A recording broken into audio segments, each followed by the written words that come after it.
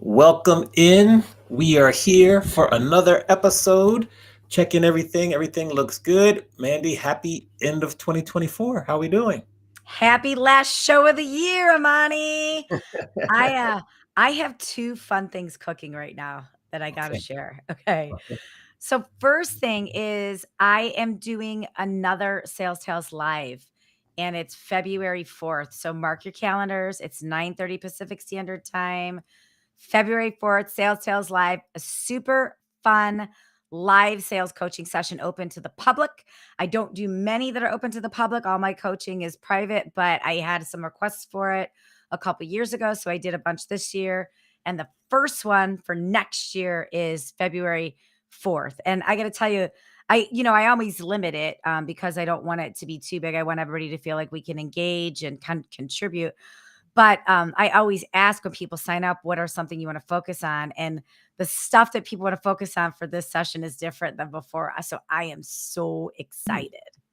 Yeah. Well, can you share with us what's the difference in terms of what stuff people want to focus on compared to the first one, the last one you did this year? Yeah. People want to be more strategic next year. Mm. I feel like the last couple of years, people are climbing out of the weeds. There's time management stuff. They're just working on how to manage what they have in. And next year, it feels to me so far that people want to focus on strategy, which me, I love some sales strategy. So I'm excited to sink my teeth into that. Good, good. What Mhm. else? You said there were two things you wanted to share. Okay, so I bought a pair of sneaks. Have you heard of these? These shoes, sneaks? I have not. Okay, so Sarah Blakely, who we know and love, Oh, the yes, we creator love of them. Spanx, made sneaks. They are stiletto tennis shoes, okay? And I Ooh. don't wear high heels. I don't anymore. I have too many injuries to wear high heels. But Okay. I've watched the whole engineering of this, the way these have been made. It's taken years and years to make them. I got them this weekend. They are so comfortable. I only wore them around my house. I haven't worn them out yet. But as soon as we're done with the interview today, I have a site inspection for 5 hours. We're seeing 5 venues, and I'm taking the sneaks on a maiden voyage. I'm documenting it. So Yes, follow on document. Instagram. I'm Yes. documenting it. If it was a good idea or a bad idea, we'll find out in a couple hours. But I'm really excited to take the sneaks for a test run on site inspections to see how it works. Okay. All right. Yeah. That's Yeah. good. That's good. Yeah. What about you, Amani? What's happening in your weekend? I know you're grading papers. I think you're done Yes. tomorrow. Like, what's happening in your wrap up world? So tomorrow's the final exam. So we give final exams tomorrow. And then I've been grading papers all weekend. I'm almost pretty much almost caught up. And then I'll have to grade the final exams or final projects. And so I think I'm in a good place. Then that's kind of the school wise. So I have to turn my grades in by January 2nd, but I try to get it done early to give the students 1 week to have any quote unquote objections or questions.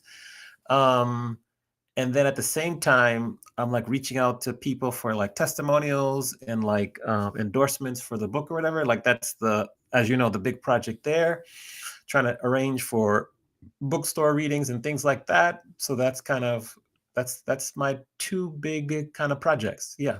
That's a lot. That's a lot to get on the books for the book for Yes. 2025. Yeah.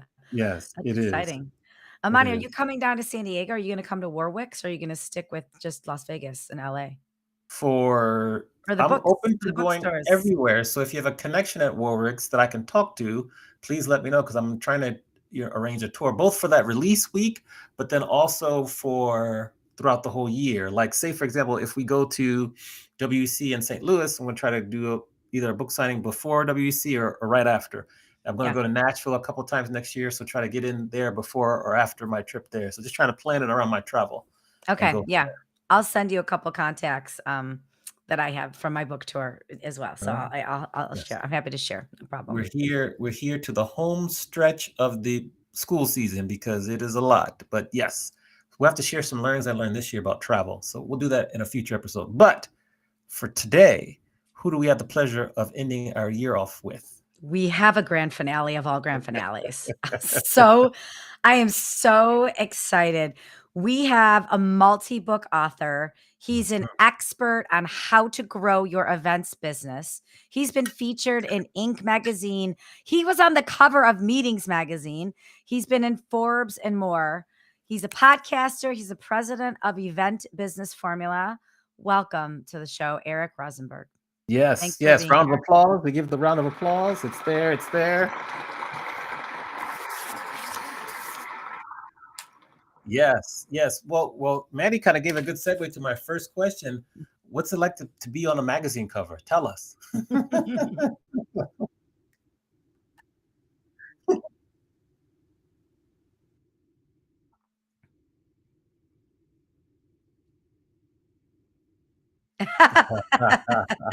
Yes.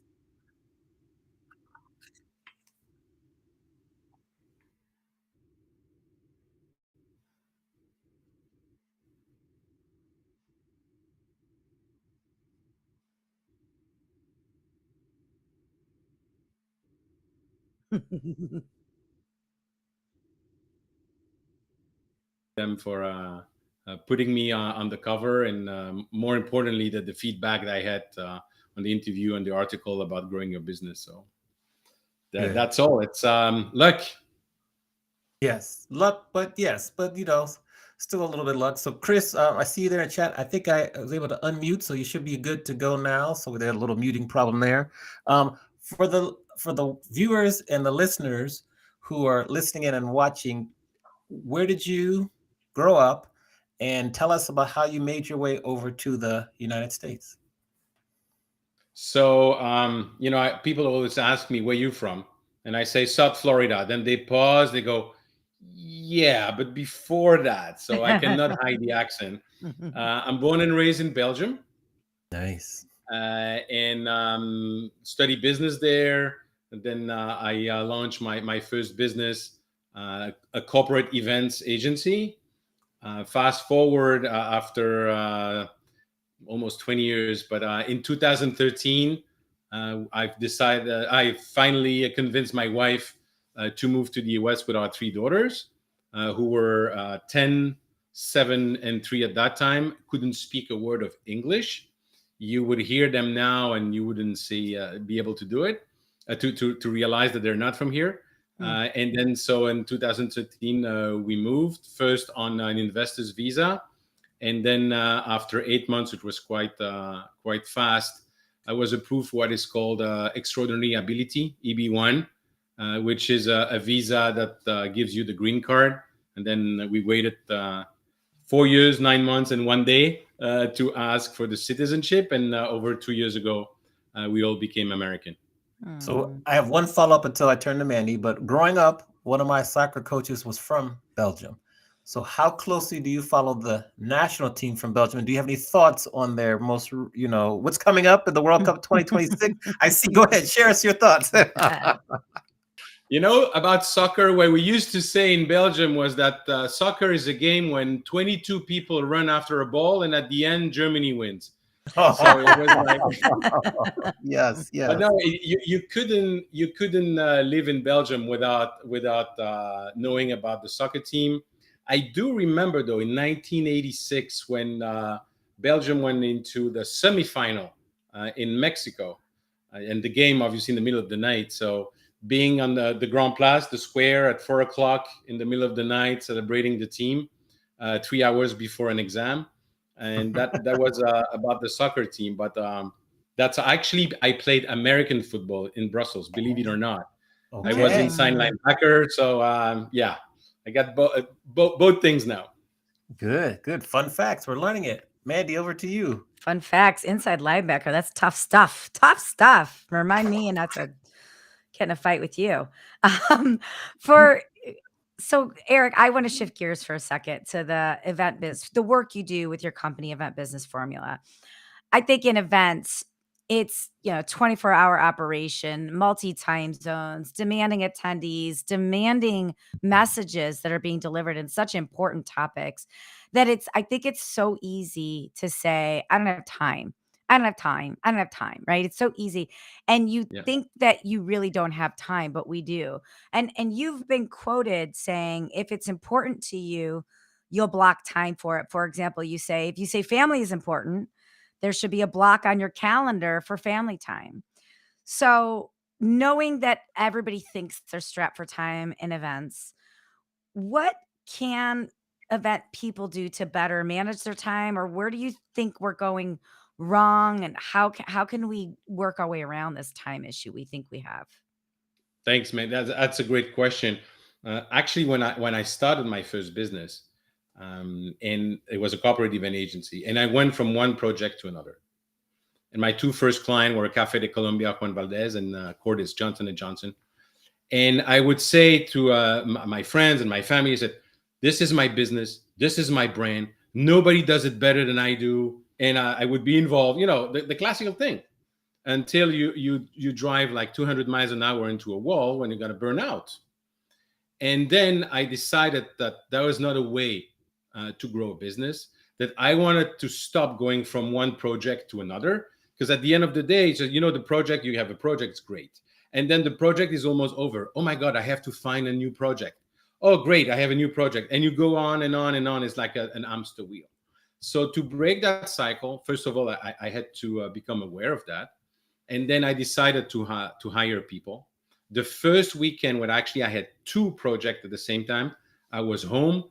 I was biting my nails like nuts. And at the end of the day, everything went well. And so I decided consciously then to start really building a business. You always hear the say you have to work on your business, not in your business. It's probably a bit of both, especially at the beginning. But I really decided that this is what I want to be doing. This is how I want to be growing the business, have more client, have more time for myself. And to come back to your question, I think one of the tools that I'm coaching people with is to create your ideal week. And your ideal week should include everything that matters in your life, professional and private.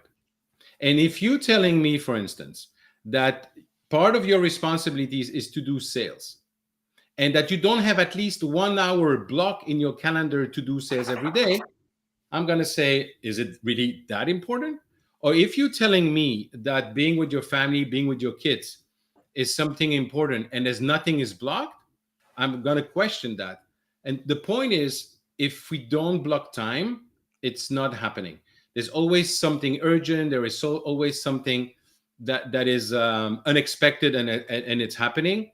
And so for me, it was really, and until today, it's blocking the time, is looking at the calendar, is looking at the priorities, is every Sunday looking for the week. It's every night setting the alarm, whether it's a Zoom or it's a physical meeting, setting the alarm to have the time to go to that meeting, and really looking every day what are the three things I'm going to start my day with, so that the day is successful. And is it great every day? No. Don't I have days where I'm sad or I'm depressed or struggling? Absolutely. But going back to what matters, and even before defining your vision for the next 5 to 10 years for your life and your business, that's what is helping when things are a little bit more difficult. But to your question, managing the time, it's the most important thing for me in order to do all the things that we need to be doing. And I have a funny story to illustrate that. One of the things I'm doing, I'm coaching the program of Accelerator for EO, for Entrepreneurs Organization. Mm-hmm. And I'm doing that for 5 years. And people were saying, oh, we don't have the time. We're always busy.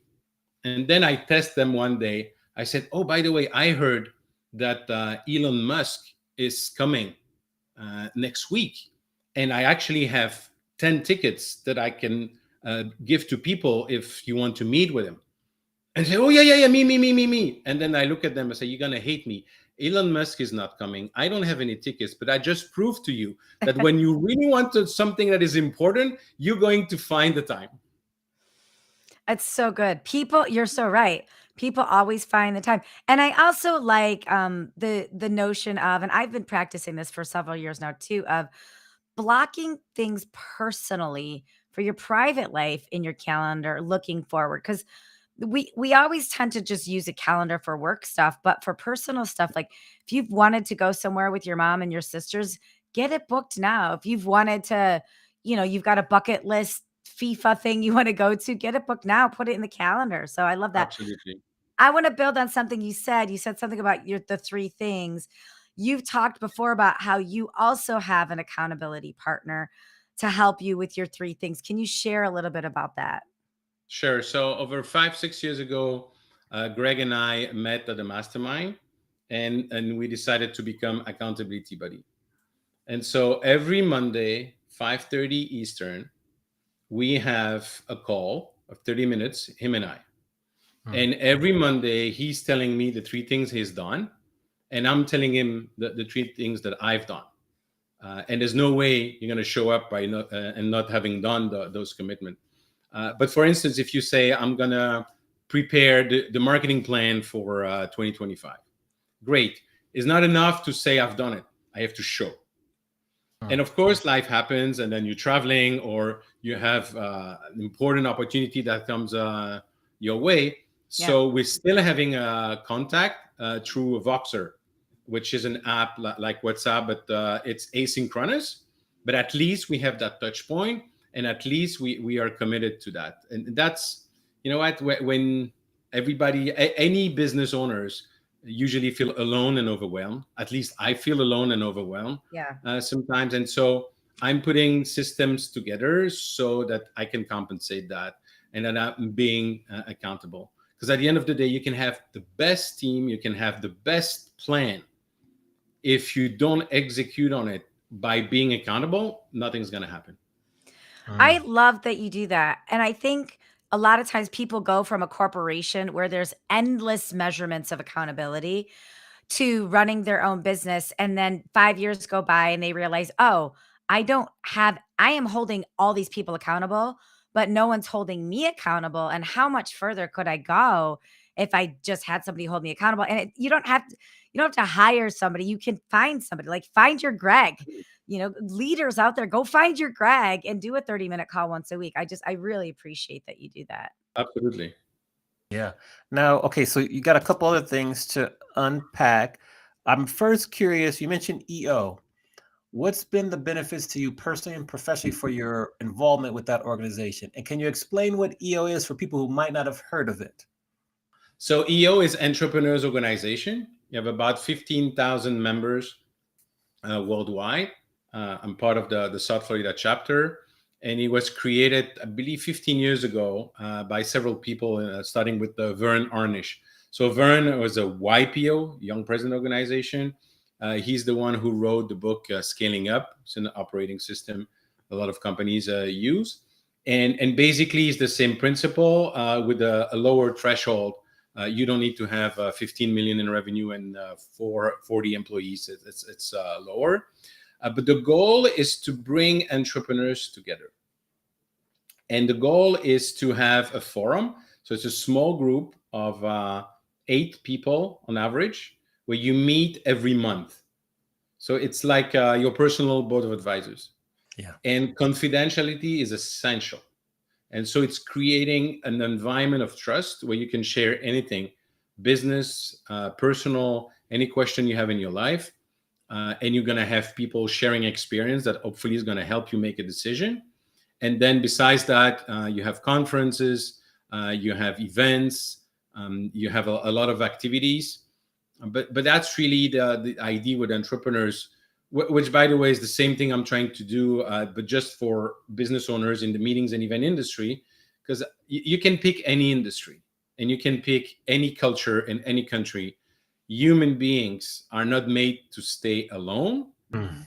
That's one. And two, that you don't know everything. Alone, you can do nothing. And so having the opportunity to be with like-minded people, they understand that what it is to run a project. They understand what it is to have unexpected that you have to deal with. They understand that if a volcano is exploding in Iceland and the entire airspace in Europe is closed, and you have to work the whole weekend to replan everything, that they understand you don't have to explain.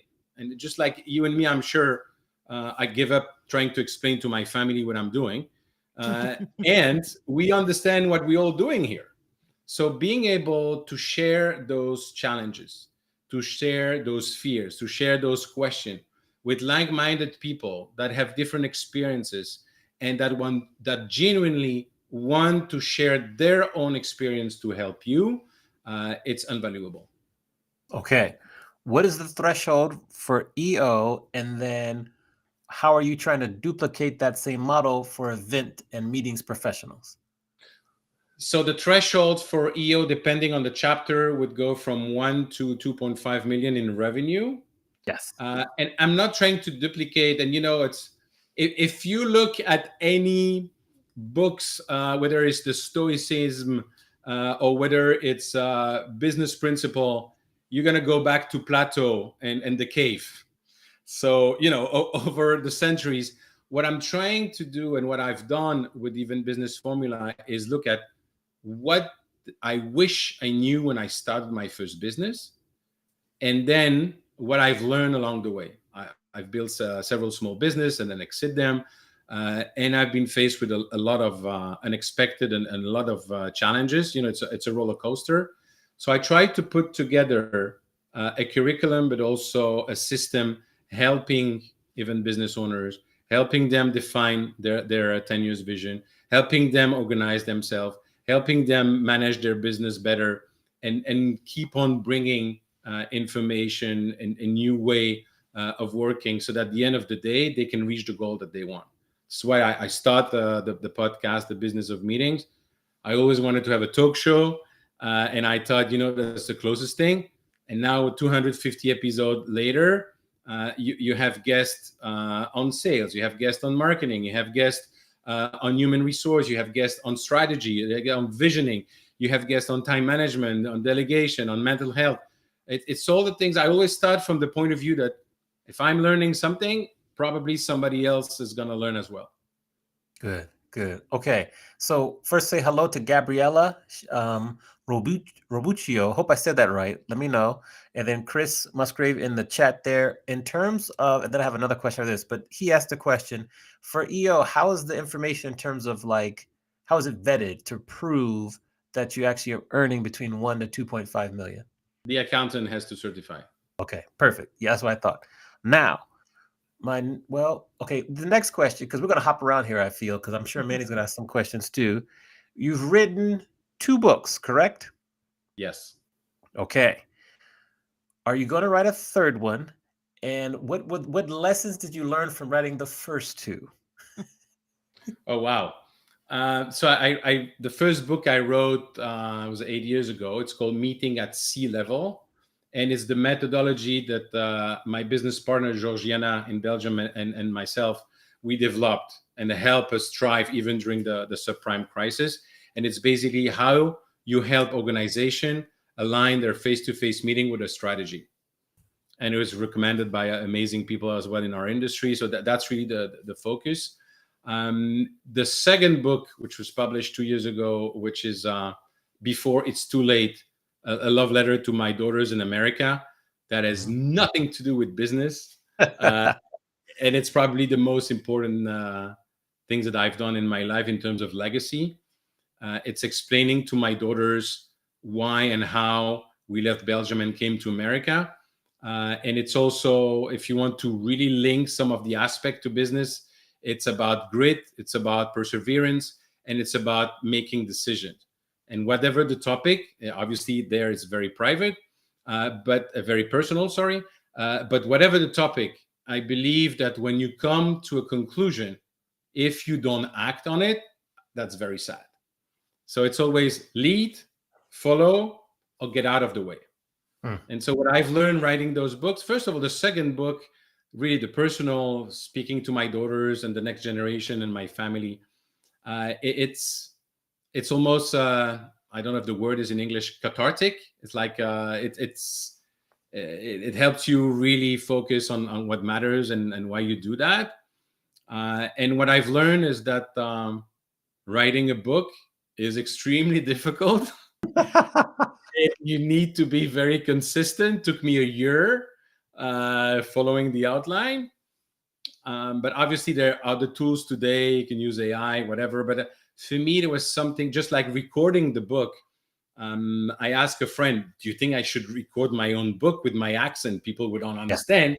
Yes. And then he said, oh, I thought it was a legacy project. I said, okay, thank you. End of conversation. Do it. Great answer. Yeah. And it's helping you as well to structure your ideas. So am I going to write another book?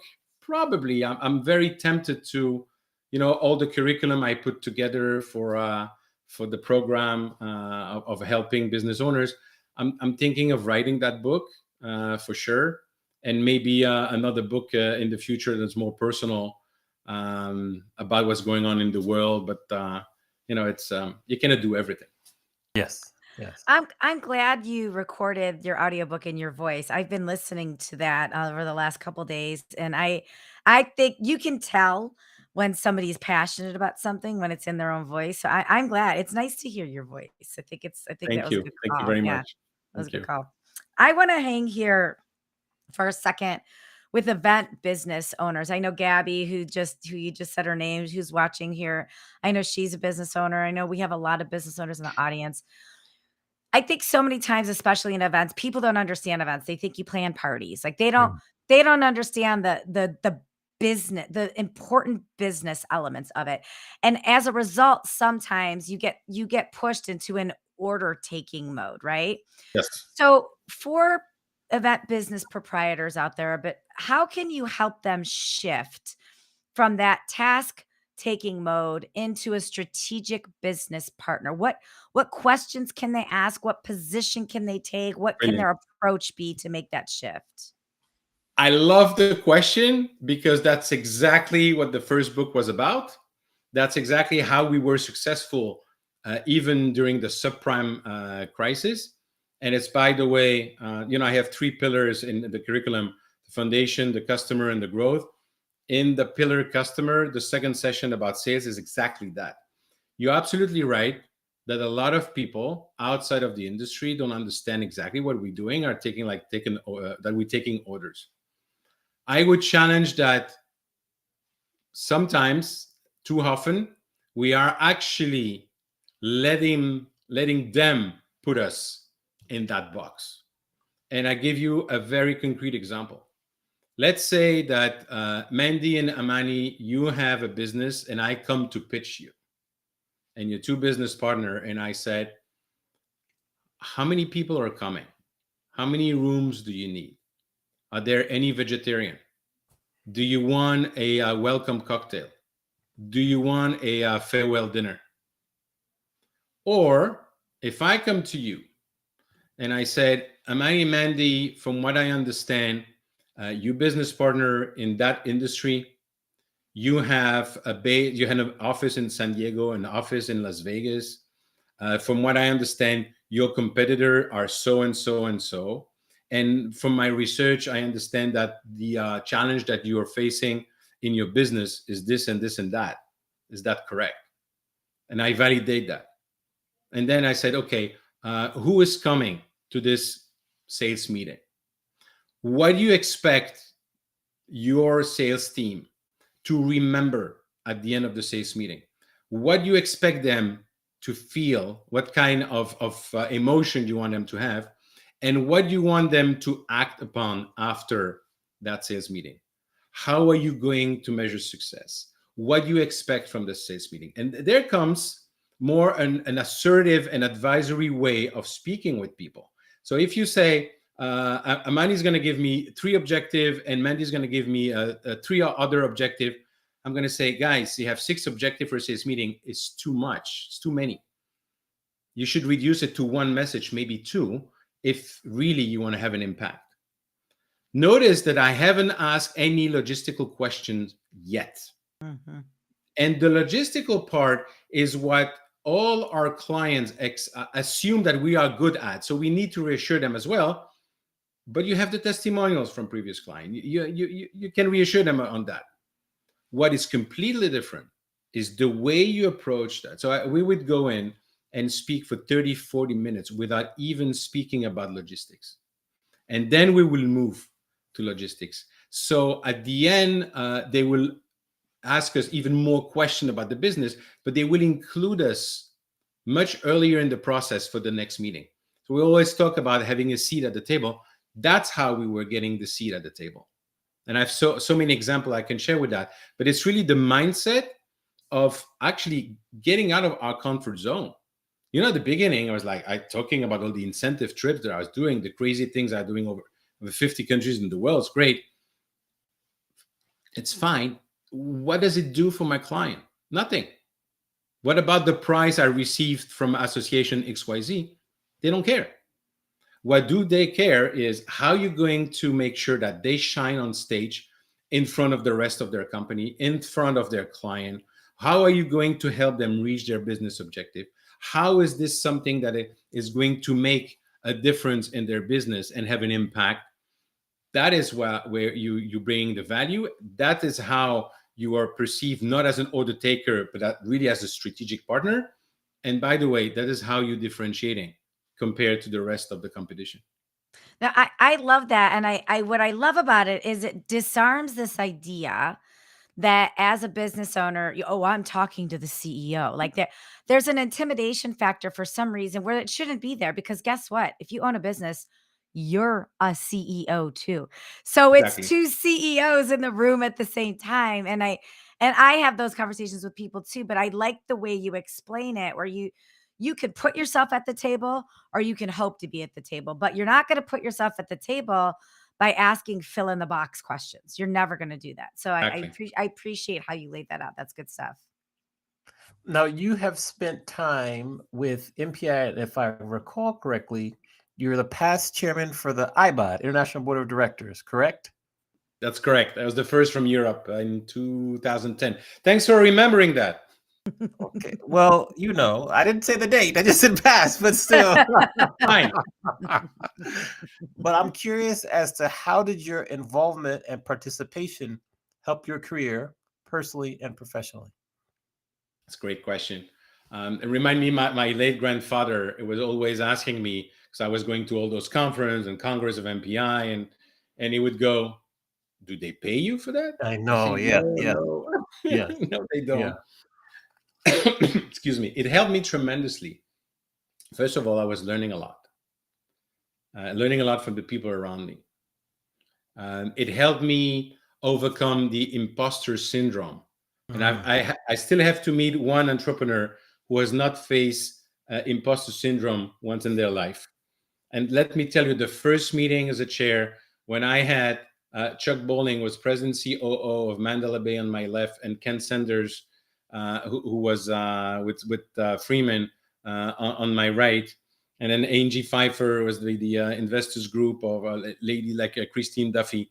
I'm just thinking, what am I doing here with my small companies, barely doing several $1 million in revenue? What am I doing here? So it helped me build also confidence, learn about the business, learn about the people. But it also helped me a lot in terms of business, because bad thing, good thing, you never know. When I became chair in 2010, the three sources of revenue start going down at the same time: print advertising, live events, and membership. And so what we did, we had the strategic board meeting in October. We invited Alex Osterwalder, who has created the business model canvas. And this is a tool since then that I have been using for my business, that I have been using for people that I'm helping, which allows you to basically review your entire business model in 1 or 2 hours instead of having to do 6 months market research, whatever. So everything that I was learning was absolutely amazing for me for my business. And yes, I was obviously using it in Belgium to let people know that I was involved in the organization, that I was sharing this organization. And also, I have to tell you, we're talking about business, we're talking about people. I like to have fun as well. You only live once. And it was such an amazing group of people where we were doing things seriously without taking ourselves seriously. And it was just, I loved the experience. I was glad it was over because extremely tiring. Yes. But volunteering, any organization, that's I think what you're getting, what you are giving, what you're receiving, the people you're doing it with. So MPI really changed my life. And then the last thing that I can share with you about the impact that the MPI had on my life is when I came to the US and it was time to get letters of recommendation to have this EB1 visa. when my lawyer started looking at the letters, said, "How do you know those people?" I said, Yeah. "I Mm. volunteer with them, and I never ask anything. I always did what I promised I was going to do." So it's completely changed my life. Yeah, great answer. How did it help you get over imposter syndrome, which is something that many people, both inside entrepreneurship and in traditional corporate jobs, suffer with greatly? And it's you're in the room and you're looking around, and I was wondering, my goodness, what am I doing here? I mean, Mm. all those people, I shouldn't. And then you just go through it, and then you focus on your role, and you focus on what you should be doing, and you being yourself. And then you realize that, my father always had, my late father always had a say. He had two says that I love it. The first one, he said, whether you're a janitor or your CEO, you're still taking your shower naked. The second thing he used to say is that the proportion of stupid people is the same at every level in every organization. That's good. And when True. you go through that, it doesn't happen overnight. But I started realizing that by being myself, by being authentically myself, by acknowledging things that I don't know, asking help for people around me, but also by focusing on the objective, why we are here, what we are doing, whether it was with the association or with my own business, then I was, moving forward and realizing the value that I have, that I'm enough. I'm not better or less than somebody else, but I'm enough. And so, do I cure that imposter syndrome completely? No, I still have it sometimes, and I know that when I identify that, I said, okay, it's not helping, it's not the reality. Forget about it. And moreover, as a business owner, but also with social media, more and more you seems to look at the life of people. It's wonderful.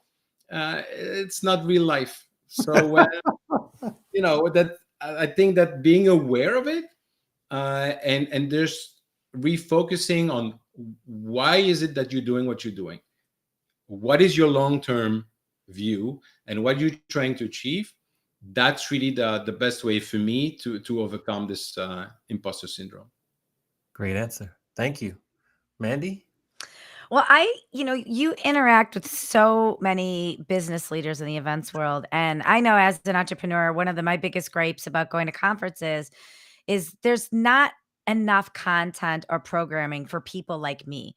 So, with your experience at conferences, what programming is missing? What content is missing for and 60% of the people in the events world, they are they are entrepreneurs. So, and it's not just entrepreneurs either. There's people that work in corporations, entrepreneurs. They operate like an entrepreneur. So what programming is missing? What do you wish conferences would, in our industry specifically, or even outside of our industry, what programming content do you wish there were more at conferences? I'm glad you're asking the question. But that's exactly why I do what I'm doing and what I created that. For Mhm. years, I've been saying, listen, the small business are the part of the business that are actually creating the more jobs. Mhm. There's small business, the gig economy. I think is by 2027, it's going to be the majority of the jobs. And so I would go to conference and I would learn a lot about designing a meeting, risk management, how to negotiate with hotels, which it's very important. Okay, I'm not diminishing the importance of that, but nowhere would I have, how do I manage my business better? How do I write my 10 years vision? How do I build the right team? How do I put the processes together? How do I put my playbook together? How do I position myself? How do I grow and manage my business better?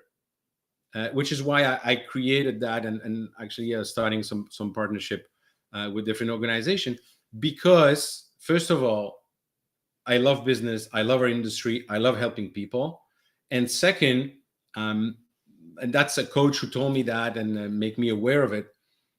No one that I would know in the industry would have had the same experience that I had. In other words, starting several small business, exiting them, and staying in this industry. So that's what I think was missing. And also, the first thing to be aware of as a business owner is that precisely that you have, whether you like it or not, even if you're a solopreneur, you have a business. Yeah.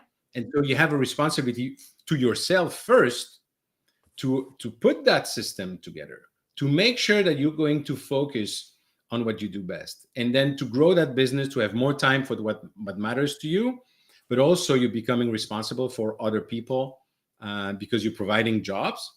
And so the whole aspect of growing and managing a small business was something that, to me, was really missing. Still is. So I think we should keep talking about it. I think I'm glad we're talking about it. That's great. Yeah, Great pleasure. absolutely. Hmm. So, Eric, we've come to the point in the show where we kind of flip the script. We let you ask both myself and Mandy any question you want. Nothing is off limits. So, who do you want to ask the question to first, and what is that question? So my first question to both of you, and you can start, whoever wants to start. What is your story? How did you get to do what you're doing today? Mandy, you want to answer that in a minute or Oh, less? Amani, there's a minute or less. There's no way. Amani, you go first. Because remember, the guest last week said that I always go first. He said he Yes, listens. So yes, you go first. You true. go first. Okay, my story is, I'm gonna try to do this quickly. I grew up in hotels, started working for Marriott International at the age of 17. I was a bellman. So I was just a bellman, worked my way up from bellman to front desk supervisor, then went to work at corporate headquarters. Then I traveled all over the US, DC, Atlanta, Chicago, Dallas, Miami, Los Angeles, working for Marriott. I was general manager of a hotel, director of marketing for three, and then I was regional director of sales and marketing all along because I saw DJ Biz Markie performing at a club in DC when I was at Howard University. I had wanted to be a DJ, but I put it off because I didn't think it was a legitimate job. So when I got to LA, I started to teach myself how to DJ, then went to DJ school, Scratch Academy, and then eventually I decided to step away and retire from Marriott and pursue DJing full time. Along the way, I was able to, through my involvement with MPI, Southern California chapter, I was able to get a professor job at Cal State University Fulton, which I ended up loving. It's funny because my dad was a professor. When I was growing up, I wanted nothing to do like him. I wanted to be the exact opposite. But somehow, some way, came around, loved teaching, then wrote a book in 2020. Then I began to speak more. And now I still love teaching. About to release my second book, DJ and speaker, and that's kind of my story. And I recently, like as of a year, moved to Las Vegas to kind of grow that part of the business. That's my story. Wow. Wow. Amazing. Yes, thank you. And Your you, turn. Mandy? God. Oh boy. Wow. It all started back in Cleveland, Ohio. I'm originally from Cleveland, Ohio. Um, I was working at a 40,000 square foot banquet and conference center, and we had space, but we didn't have any sleeping rooms.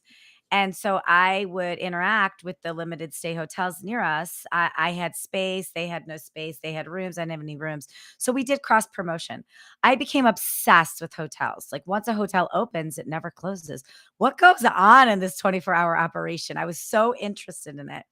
So in December of 1999, one of my roommates at the time, one of my gal pals, won a radio station competition where it was she filled out a form, and they flew 180 Americans to Dublin, Ireland for Y2K. The world is supposed to Wow. explode. And we Yep. got on an airplane and we went to Y2K. We went to Dublin, Ireland, and we met up with 500 other Europeans. So it was a Miller Genuine Draft / Guinness cross promotion where they entertained us. It was an incentive trip basically, but for radio listeners. And while we were there, they marketed it as big band, small venue, big mystery. So we knew we were going to a concert. We had no idea who was going to be there. They put us in a bus, took us there, dropped the curtain, and it was Smashing Pumpkins. Mm. And Wow. while I was there in 1999, I decided to make a New Year's resolution. And I said, I am going to move out of Ohio. By the time I'm 25, I'm going to apply to a whole bunch of jobs that I'm completely underqualified for and see what happens. And I had 8 months to do it. My birthday's in August. That was December. So as soon as I got back to Ohio, I applied to all these different places, and San Diego was the only place that would call me back. So I came out to San Diego, and I didn't even have a job when I came out to San Diego. I loaded up my 25-foot moving truck, came out to San Diego, and 2 weeks later I got the job at the Sheraton San Diego. And I haven't looked back. It was the best gut instinct I ever did throughout the last 24 years. The first, the however many years, the first 10 years I was on the hotel side, I had every job in the hotel, from CS manager to catering manager to director of sales and marketing, vice president of sales and marketing, all that stuff. And then in 2010, I went over to the HPN side, where I'm the client and I find hotels and venues all over the world, negotiate contracts, all that good stuff. Now, throughout the process of that, at some point, one of my clients asked me to help them build their business. And an accidental sales coaching business was born 18 years ago now. And then with that, then a book started. And then with that, then a professional speaking career happens. So, a lot of times people are like, aren't you tired? Why don't you do just one thing? It's like, nobody's asking Ryan Reynolds just to be a football coach owner, right? Nobody's asking him just to own like one Mint Mobile. Like Right. I do the things that challenge me and that I love. And if I can find the right time buckets to make it happen, then I do. So, and that's the same thing with Amani. Mani and I both very involved with MPI Southern California, and we decided that we would start a podcast. And we're Love it. almost 3 years into this, Hmm. and we're learning about the business of podcasting. We love podcasting, and I think that's how everything has started. It's a little bit of curiosity, and then a whole bunch of tenacity, and then things just kind of roll themselves out. That's Yeah. awesome. Hmm. Yeah. I have Yeah. a question, if I may. You go ahead. I was going to ask. Go for it. So, what are three business challenges that you see for your business in 2025? I'll go first again, Manny. This is a little Okay. tougher. Give you some time Yeah. to think. Okay. I would say for me, like I coach primarily people in the music business, how to make better business decisions. I also coach hospitality professionals on how to grow their career. So for me, for the music business portion, it's just growing the coaching practice so I get more people into my program, number one. Number two is I'm releasing a book in 2025. So it's just the whole process of, number one, releasing the book. And then number two, doing all the marketing and spreading the word and speaking after the book. That's like a good challenge. That'd be number two. And then number three for me would be getting the right kind of speaking opportunities next year to grow my business. Those would be the top three challenges, I would say. Awesome. It's very clear. Yeah. I've been working at this all year. So Yeah, thank you for saying that. good. Oh, money. That's good. Mandy, what about you? Yeah, I mean, I think my challenges next year are the same as, well, not the same as this year. They're a little amplified. I mean, from a staffing standpoint, every year for the last several years, I invest more money into staff, right? I invest every year. 5 years ago, it was just me, and then it was just two people. Now it's three people. Now I've got six people. So for me next year, it's, maintaining, really keeping the staff happy, giving them what they need, increasing, their money if they need more money, really just keeping the machine rocking and rolling the way it's been going. Yep. And if I need to add somebody else, then I'll add somebody else. So just being open to that. I don't foresee that as a challenge. I just think it's just something on my mind. And then another challenge is I'm bringing on a brand new CRM next year. So I'm doing demos and all that stuff, just picking. And I know that transition. I've been through it on the corporate side. I know that transition of the CRM is a huge undertaking, and I'm prepared for it, but I'm not going in blinded on it. So I understand that. And I think the third thing is just making space and time to finish my second book. It'll come out in 2026. I know how to do it. I did it the first time. But my circumstances are much different. So I'm sure there'll be unforeseen challenges that I haven't picked up yet. Yeah. Yeah. Awesome. What about you, Eric? What are your three Yes. business Yes. challenges for 2025? To me, it's really one thing is making sure that more and more people know in our industry specifically that I can help them growing and managing their business. That's the main thing. And then the second thing for me is it's linked to that. It's making sure that I have all the technology in place, the platform in place, that I keep creating new opportunities for them to learn, really building this community of business owners in our industry. And the third one is more health wise. I've lost 40 pounds this year, and I need to lose the last 30. As I said, I didn't become fat overnight, so it takes time, and it's just to continue and finish until I see the six packs again. So Yes. Very Congratulations. cool. How'd you Yeah. do it? How did you lose the 40 pounds this year? it's the peptides, it's the exercise, is the intermittent fasting, it's proteins, it's paying attention to not too much bread and stuff like, but really to be just consistent Yeah. on it. Now that leads me Yeah. to my final question, which is if we could go back and talk to 21-year-old Eric and give him advice based on everything that you've learned so far in life, what advice would you give your younger self? Hmm, that's a good one. Um, I would say is that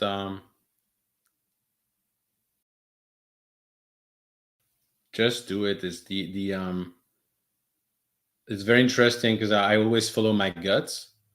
And people say, "Oh, follow your dreams" and blah blah blah. I won't even go there. It's all the things I've done is always a question of serendipity and following the guts. And so I probably would be a little bit more cautious with some of the partnership I had in the past. Mm. Um, but it's like dating. It's not because you had a bad experience that you're not going to be dating anymore. So and I've learned from that. So my advice is just I wouldn't do it another way. That's all I could say. It's following your guts and continuing to do the things you believe you should be doing. I mean, I'm not. I always say to people, you do you, I do me, and when you reach a conclusion, act on it. Yeah. Cool. Great answer. Mandy, you want to close us out? Yeah, I want how can we support you? You've spent an hour with us giving us so many nuggets of wisdom. How can we support you? How can we lift you up? If people want to connect with you, how can they stay in touch? Thank you. By the way, both of you, I'm more than happy to spend another hour one on one to work on your business challenge. That's what I love doing. Thank So you. for me, it's people can reach out to me on LinkedIn and connect with me. And if they have any business challenge, we can set up a Zoom and discuss that. And letting people know that there is finally a program for business owners in our industry to grow and manage their business, which is done by people that have by someone that has done it before. And I'm bringing also not only me but the network and the people I know. I always say if you want to go from 15 million to 100 million, you can put me in your board of advisors. I might have great question to ask you, but operationally, I've never done it.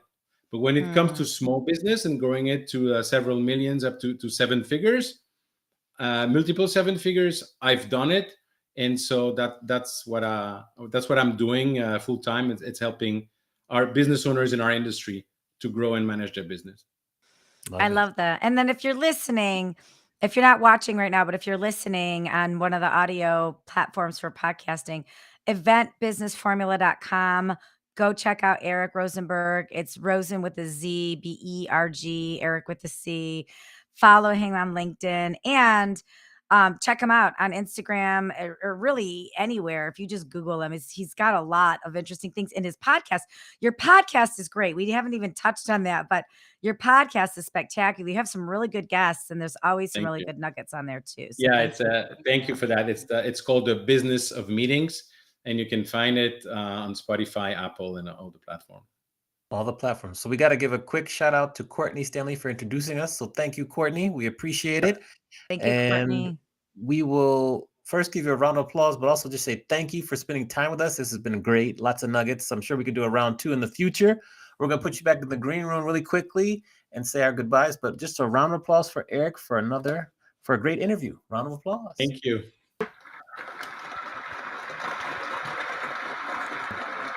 Thank you, Eric.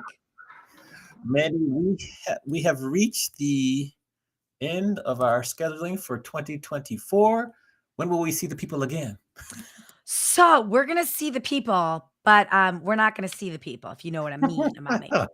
So tune in, LinkedIn, December 23rd and December 30th, because we will put a link to one of our mini episodes on. We'll still be programming that are out there. So keep your eyes on LinkedIn and Instagram. It's Adventures in Business Live, LinkedIn and Instagram. We have lots of clips, lots of content for you to doom scroll through while you're dealing with your in-laws over the holidays. But our next big show is January 6th. We have Susan Linder Yes. for our next show. She's going to kick off 2025 with us. But there's going to be a lot of clips and content between now and then. Yes. So thanks again to Eric for joining us.